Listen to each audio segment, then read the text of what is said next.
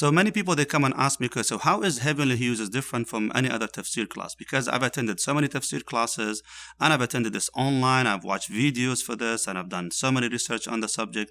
How is that different from Tafsir ibn Kathir, for example, or Tafsir Imam al-Qurtubi, rahimahullah ta'ala? How is that so different? AlMaghrib Institute presents Q&A with Sheikh Yaser Birjas.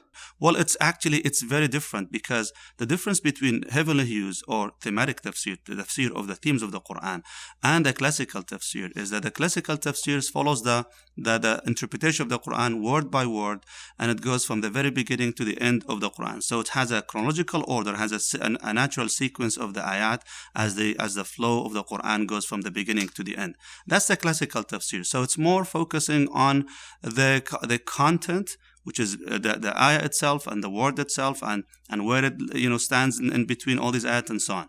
But Heavenly Hues is focusing on the context, which means when it comes to studying the subject, it's irrelevant to its location in the Quran, meaning if we look into the theme itself independently. So for example, when we discuss the subject of Al-Qadr, now, Al-Qadr, obviously, you'll find words about Al-Qadr mentioned in Surah Al-Baqarah, mentioned in Surah Al-Kahf, mentioned in Surah Al-An'am, for example, and other surahs of the Quran. So, how should we understand Al-Qadr? It's a question that many people they're wondering about. And then, when we discuss the theme of Al-Qadr, then we try to relate that to our modern time.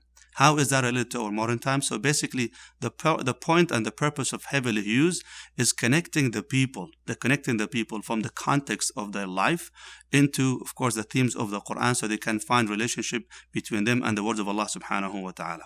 As for the classical tafsir, it actually goes, studying every word and every ayah and every letter and every meaning of it without focusing on how is that properly related to their time and their modern, kind of lifestyle. So that's the difference between Heavenly Hues and the regular tafsir.